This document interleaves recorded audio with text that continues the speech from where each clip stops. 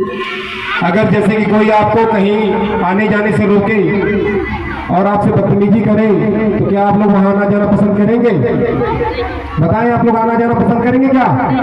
नहीं ना। लेकिन बाबा साहब के साथ ऐसा आए दिन डेली होता था, लेकिन तब भी उन्होंने अपने मिशन को छोड़ा नहीं। उनका मिशन था पढ़ाई।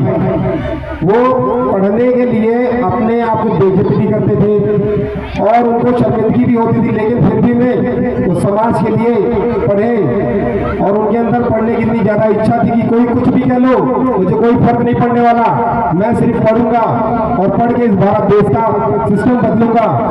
आज हमारे भारत देश में हमारे बहुजन समाज की औरतें, बहन, बेटियां, भाई, नौजवान जितने भी हमारे युवा साथी हैं, इस तरह से बैठकर प्रोग्राम कर पा रहे हैं, ये सिर्फ और सिर्फ बाबा साहब की देन है।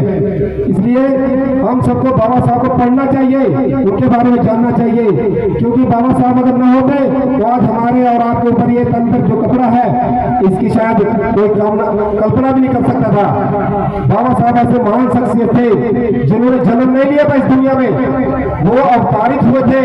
जिस तरह से बाकी समाज के लोगों के देवी देवता होते हैं, हमारे लिए बाबा साहब ही देवी देवता है, हमारे भगवान है। अगर वो भगवान ना पैदा हुए होते तो शायद आज हम लोग कहीं पड़े होते नाले नालियों किनारे, हमारी बहन बेटियों की इज्जत लूटी जाती, शरेआम हम कुछ न कर पाते, क्योंकि उस टाइम कोई भी हमारे लिए संविधान नहीं था, हमारे लिए रक्षा सुरक्षा नहीं थी।